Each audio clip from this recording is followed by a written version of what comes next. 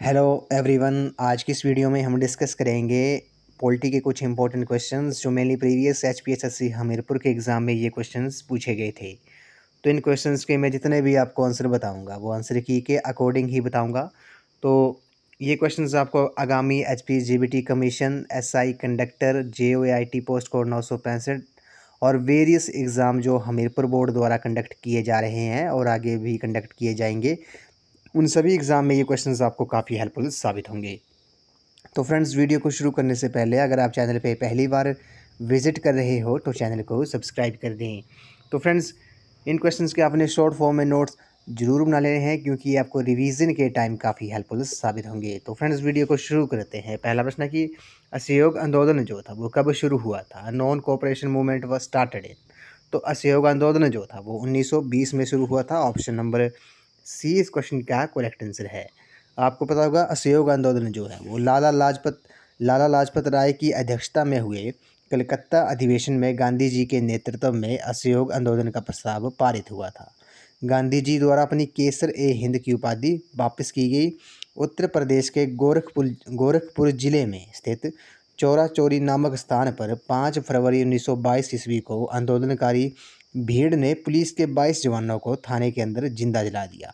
इस घटना से गांधी जी काफ़ी अत्यंत आहत हुए और उन्होंने 12 फरवरी 1922 को असहयोग आंदोलन जो था वो वापस ले लिया था। तो ऑप्शन नंबर सी जो है इस क्वेश्चन का राइट आंसर है। असहयोग आंदोलन जो है वो आपका 1920 में शुरू हुआ था। नेक्स्ट क्वेश्चन पे चलते हैं। ये भी काफ़ी इंपॉर्टेंट क्वेश्चन है। इसमें बोला गया कि राम प्रसाद बिस्मिल जो हैं वो किसके साथ जुड़े हुए थे? Ram Prasad Bismil was associated with. ये भी काफ़ी इंपॉर्टेंट क्वेश्चन है। तो इस क्वेश्चन का जो करेक्ट आंसर है वो आपका ऑप्शन नंबर ए है। काकोरी बम केस से ये जुड़े हुए थे। आपको पता होगा काकोरी षड्यंत्र जो है वो आपका हिंदुस्तान रिपब्लिक एसोसिएशन HRA संस्था के सदस्यों ने 9 अगस्त 1925 को लखनऊ के निकट काकोरी में सरकारी खजाने को ले जाती हुई रेलगाड़ी को लूटा था और ये घटना काकोरी षड्यंत्र के नाम से चर्चित हुई। और जो काकोरी कांड के आरोप में राम प्रसाद बिस्मिल, अशफाक उल्ला खान, रोशनलाल तथा राजेंद्र लाहिड़ी को फांसी दी गई थी। ये आपने याद रखना है। तो ऑप्शन नंबर ए जो है इस क्वेश्चन का राइट आंसर है। नेक्स्ट क्वेश्चन पे चलते हैं। इसमें बोला गया कि the young India was edited by. तो यंग इंडिया किसके द्वारा संपादित किया गया था? ये भी काफ़ी इंपॉर्टेंट क्वेश्चन है। क्वेश्चन नंबर 102 का जो राइट आंसर है वो आपका ऑप्शन नंबर सी है। महात्मा गांधी द्वारा यंग इंडिया जो था वो आपकी महात्मा गांधी द्वारा संपादित किया गया था। ऑप्शन नंबर सी इस क्वेश्चन का राइट आंसर है। नेक्स्ट क्वेश्चन पे चलते हैं। इसमें बोला गया कि भारत में किसने अंग्रेजी में शिक्षण की नींव रखी? ये भी काफ़ी इंपॉर्टेंट क्वेश्चन है। वो initiated the introduction of education in English in India. तो क्वेश्चन नंबर 103 का जो राइट आंसर है वो आपका ऑप्शन नंबर सी है। लॉर्ड मैकॉले जो है इस क्वेश्चन का राइट आंसर है।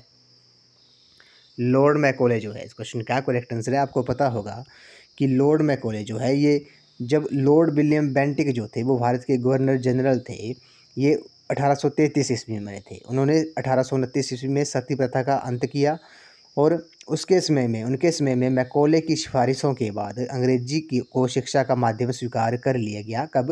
1835 में। तो भारत में अंग्रेजी में शिक्षण की नींव किसने रखी थी? ये लॉर्ड मैकॉले ने रखी थी। अगले प्रश्न पे चलते हैं। ये भी काफ़ी इंपॉर्टेंट क्वेश्चन है। क्वेश्चन नंबर 104 में बोला गया है कि शुद्धि आंदोलन जो था वो किसके द्वारा शुरू किया गया था? शुद्धि मूवमेंट वाज स्टार्टेड बाय। तो शुद्धि जो आंदोलन था वो किसके द्वारा शुरू किया गया था? ये आर्य समाज द्वारा शुरू किया गया था। ऑप्शन नंबर ए जो है इस क्वेश्चन का करेक्ट आंसर है। आपको पता होगा आर्य समाज की जो स्थापना थी वो स्वामी दयानंद सरस्वती जी ने 1875 ईस्वी में बम्बई में की थी और इन्होंने वेदों की ओर लोटो का नारा भी दिया था। ये भी आपने याद रखना है। और इनके विचारों का संकलन जो है वो इनकी कृति सत्यार्थ प्रकाश में मिलता है, जिसकी रचना इन्होंने हिंदी में की थी। किसने? स्वामी दयानंद सरस्वती ने सत्यार्थ प्रकाश की रचना की थी हिंदी में। और स्वामी दयानंद सरस्वती को बचपन में मूल शंकर के नाम से जाना जाता था। इनके जो गुरु थे वो स्वामी बिरजानंद थे। कौन थे? स्वामी बिरजानंद जो थे वो स्वामी दयानंद सरस्वती जी के गुरु थे। अगला प्रश्न है भारतीय संघ के राष्ट्रपति के पास किसके समान संवैधानिक अधिकार हैं? ये भी काफ़ी इंपॉर्टेंट क्वेश्चन है। The president of the Indian union has the same constitutional authority as the. तो भारतीय संघ के जो राष्ट्रपति के पास ब्रिटिश मोनार्क जो है उनके समान संवैधानिक अधिकार हैं। तो ऑप्शन नंबर ए इस क्वेश्चन का करेक्ट आंसर है। The president of the Indian union has the same constitutional authority as British monarch. Option number A जो है इस क्वेश्चन का राइट आंसर है। क्वेश्चन नंबर 106 पे चलते हैं। क्वेश्चन नंबर 106 में बोला गया कि राज्यसभा किसके द्वारा विघटित की जा सकती है। ये भी काफ़ी इंपॉर्टेंट क्वेश्चन है। Rajya Sabha can be dissolved by. तो राज्यसभा जो है वो किसके द्वारा विघटित की जा सकती है। इस क्वेश्चन का जो करेक्ट आंसर है वो आपका ऑप्शन नंबर डी है, इनमें से कोई नहीं। राज्यसभा जो है वो किसके द्वारा विघटित की जा सकती है, इनमें से कोई नहीं, क्योंकि आपको पता होगा कि राज्यसभा जो है वो एक स्थायी सदन है। क्या है, राज्यसभा एक स्थायी सदन है जिसे कभी भंग नहीं किया जा सकता। तो ऑप्शन नंबर डी जो है इस क्वेश्चन का राइट आंसर है। आपको पता होगा राज्यसभा जो है वो संविधान के अनुच्छेद 80 के अनुसार राज्यसभा के सदस्यों की जो अधिकतम संख्या है वो 250 हो सकती है, और 12 सदस्य जो हैं वो राष्ट्रपति द्वारा मनोनीत किए जाते हैं। और सदस्यों की जो योग्यता होती है वो उनकी आयु क्या होनी चाहिए, 30 वर्ष से कम नहीं होनी चाहिए। जो सदस्यों की आयु होती है राज्यसभा के सदस्यों की आयु न्यूनतम आयु जो है वो 30 वर्ष होनी चाहिए। राज्यसभा का जो कार्यकाल होता है ये आपको पता है कि स्थायी सदन है, वे कभी भंग नहीं होता, बल्कि इसके 1/3 सदस्य जो हैं वो हर 2 वर्ष बाद अवकाश ग्रहण कर लेते हैं और इनके स्थान पर नए सदस्यों को चुनाव हो जाता है। इस प्रकार राज्यसभा के प्रत्येक सदस्य का जो कार्यकाल होता है वो 6 वर्ष का होता है, और इसके जो राज्यसभा के सभापति होते हैं वो भारत के उपराष्ट्रपति होते हैं। क्वेश्चन नंबर 107 पे चलते हैं। इसमें बोला गया कि संसद की 2 बैठकों के बीच का समय अंतराल डैश से अधिक नहीं होना चाहिए। ये भी काफ़ी इंपॉर्टेंट क्वेश्चन है।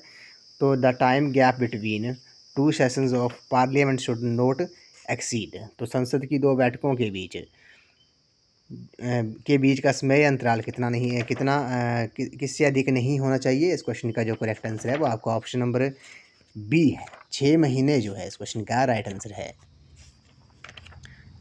6 महीने जो है इस क्वेश्चन का करेक्ट आंसर है। क्या होगा, लोकसभा और राज्यसभा के जो अधिवेशन होते हैं वो राष्ट्रपति के द्वारा ही बुलाए जाते हैं और स्थगित किए जाते हैं। इस संबंध में नियम ये है कि लोकसभा की 2 बैठकों में 6 माह से अधिक का अंतर नहीं होना चाहिए। ये आपने याद रखना है। तो ऑप्शन नंबर बी जो है इस क्वेश्चन का राइट आंसर है। 6 महीने जो है वो संसद की 2 बैठकों के बीच का जो समय अंतराल है वो 6 महीने से अधिक नहीं होना चाहिए। ऑप्शन सी बी इस क्वेश्चन का करेक्ट आंसर है। अगले प्रश्न पे चलते हैं। इसमें बोला गया कि लोकसभा का कार्यकाल सामान्यतः होता है। The term of Lok Sabha is normally. तो लोकसभा का जो कार्यकाल होता है वो 5 वर्ष का होता है। ऑप्शन नंबर बी जो है इस क्वेश्चन का राइट आंसर है। आपको पता होगा कि लोकसभा जो है वो संघीय संसद का निम्न अथवा लोकप्रिय सदन है। लोकसभा जो है वो संघीय संसद का निम्न अथवा लोकप्रिय सदन है। जो लोकसभा की अधिकतम सदस्य संख्या है वो 552 हो सकती है। कितनी हो सकती है, 552 जो है वो आपकी अधिकतम संख्या हो सकती है सदस्यों की लोकसभा की। और निर्वाचकों की जो आयु होती है वो 18 वर्ष होती है। उस जो लोकसभा के सदस्य होते हैं उनकी योग्यताएं क्या होती है, वे भारत का नागरिक होना चाहिए और उसकी आयु 25 वर्ष या उससे अधिक हो। 25 वर्ष जो है वो न्यूनतम आयु है। भारत सरकार द्वारा किसी राज्य सरकार के अंतर्गत कोई लाभ का पद धारण न किया हो, और लोकसभा का जो कार्यकाल होता है वो 5 वर्ष का होता है। क्वेश्चन नंबर 109 पे चलते हैं। क्वेश्चन नंबर 109 में बोला गया कि राष्ट्रपति अपना इस्तीफा किसे देते हैं। The president gives his resignation to the. तो राष्ट्रपति जो हैं वो आपके अपना इस्तीफा जो देते हैं वो उपराष्ट्रपति को देते हैं। किसे, उपराष्ट्रपति को देते हैं। ऑप्शन नंबर बी जो है इस क्वेश्चन का राइट आंसर है। आपको पता होगा राष्ट्रपति जो राष्ट्रपति के निर्वाचन से संबंधित विवादों का जो निपटारा होता है वो उच्चतम न्यायालय द्वारा किया जाता है।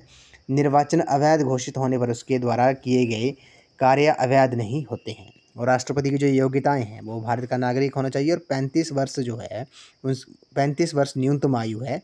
वे लोकसभा का सदस्य निर्वाचित होने की योग्यता रखता हो। और निर्वाचन प्रक्रिया जो होती है राष्ट्रपति की वो अप्रत्यक्ष रूप से एक निर्वाचक मंडल द्वारा चुना जाता है, जिसमें संसद के दोनों सदनों के निर्वाचित सदस्य और राज्य विधानसभाओं और संघीय क्षेत्रों के निर्वाचित सदस्य भाग लेते हैं। ये भी आपने याद रखना है। और लोकसभा राष्ट्रपति का जो कार्यकाल होता है वो 5 वर्ष का होता है। और महाभियोग जो लगता है भारतीय संविधान के अनुच्छेद 61 आर्टिकल 61 के अनुसार राष्ट्रपति के द्वारा संविधान का उल्लंघन करने पर उनके विरुद्ध महाभियोग चलाकर उसे पदच्युत किया जा सकता है। महाभियोग प्रस्ताव जो है वो संसद के किसी भी सदन में लाया जा सकता है। तो ऑप्शन नंबर बी जो है इस क्वेश्चन का राइट आंसर है। क्वेश्चन नंबर 110 पे चलते हैं। ये भी काफ़ी इंपॉर्टेंट क्वेश्चन है। इसमें बोला केंद्रीय मंत्रिपरिषद है, केंद्रीय मंत्रिपरिषद सामूहिक रूप से किसके प्रति जवाबदार है? The union council of ministry is collectively responsible to. ये भी काफ़ी इंपॉर्टेंट क्वेश्चन है। तो इस क्वेश्चन का जो करेक्ट आंसर है वो आपका ऑप्शन नंबर डी है। संसद यानी कि लोकसभा जो है, केंद्रीय मंत्रिपरिषद जो है वो सामूहिक रूप से लोकसभा के प्रति जवाबदार है। ऑप्शन नंबर डी इस क्वेश्चन का राइट आंसर है। आपको पता होगा कि यदि लोकसभा किसी एक मंत्री के विरुद्ध अविश्वास प्रस्ताव पारित करे अथवा उस विभाग से संबंधित विधेयक को रद्द कर दे तो समस्त मंत्रिमंडल को त्यागपत्र देना पड़ता है। ऑप्शन नंबर डी इस क्वेश्चन का राइट आंसर है। और 91 जो संशोधन हुआ था, 91वां संशोधन जो हुआ था संविधान द्वारा, इसमें बोला गया कि केंद्र और राज्य मंत्रिपरिषद की संख्या कुल संख्या का 15% या फिर 12 होगी। मंत्रिपरिषद में प्रधानमंत्री, कैबिनेट मंत्री, राज्य मंत्री और उप मंत्री होते हैं, जबकि मंत्रिमंडल में प्रधानमंत्री और कैबिनेट मंत्री होते हैं। तो ऑप्शन नंबर डी इस क्वेश्चन का राइट आंसर है। इस वीडियो का लास्ट क्वेश्चन है। इसमें बोला गया कि उच्च न्यायालय के न्यायाधीशों की सेवानिवृत्ति की आयु कितनी है? The age of retirement of the जजेस ऑफ द हाई कोर्ट। तो हाई कोर्ट के जो जज होते हैं उनकी जो रिटायरमेंट की एज है वो कितनी होती है? ये 62 वर्ष होती है। 62 वर्ष जो है इस क्वेश्चन का राइट आंसर है। आपको पता होगा संविधान के अनुसार प्रत्येक राज्य के लिए एक उच्च न्यायालय होगा। अनुच्छेद 214 ये कहता है, लेकिन संसद विधि द्वारा 2 या 2 से अधिक राज्यों और किसी संघ राज्य क्षेत्र के लिए एक ही उच्च न्यायालय स्थापित कर सकती है। ये आर्टिकल 231 में बोला गया है। वर्तमान में भारत में 24 उच्च न्यायालय हैं। केंद्र शासित प्रदेशों में केवल दिल्ली में अपना उच्च न्यायालय है। ये भी आपने याद रखना है। और इनके जो नियुक्ति होती है वो प्रत्येक उच्च न्यायालय में एक प्रमुख न्यायाधीश व कुछ अन्य न्यायाधीश होते हैं। और इनका जो कार्यकाल होता है वो उच्च न्यायालय के न्यायाधीशों का कार्यकाल 62 वर्ष की आयु तक निश्चित किया गया है। ये हाई कोर्ट की बात की। अगर आपसे सुप्रीम कोर्ट के बारे में पूछा जाए, सर्वोच्च न्यायालय के बारे में पूछा जाए, तो जो इनका जो गठन है वो अनुच्छेद 124 में इसका जो प्रावधान है वो सुप्रीम कोर्ट का वो अनुच्छेद 124 में बोला गया है। और कार्यकाल जो होता है सर्वोच्च न्यायालय यानी कि सुप्रीम कोर्ट का, वो प्रत्येक न्यायाधीश का 65 वर्ष की आयु तक अपने पद पर वो आसीन रह सकता है। इसके अतिरिक्त सिद्ध कदाचार अथवा असमर्थता के आधार पर संसद के 2/3 सदस्यों के बहुमत से न्यायाधीश को पदच्युत किया जा सकता है। आपने याद रखना है, हाई कोर्ट के जो जज होते हैं वो रिटायरमेंट एज जो है वो आपकी उनकी 62 वर्ष होगी, 62 वर्ष होगी। और सुप्रीम कोर्ट के जज की 65 वर्ष होगी। तो ऑप्शन नंबर ए इस क्वेश्चन का राइट आंसर है। तो फ्रेंड्स आज की वीडियो में बस इतना ही। आज हमने पॉलिटी के कुछ इंपॉर्टेंट क्वेश्चन डिस्कस किए जो प्रीवियस HPSSC हमीरपुर के एग्जाम में ये क्वेश्चन पूछे गए थे। तो फ्रेंड्स आई होप आपको वीडियो पसंद आई होगी। तो वीडियो को लाइक, शेयर एंड सब्सक्राइब जरूर कर दें। तो आज की इस वीडियो में बस इतना ही। तो थैंक यू फ्रेंड्स।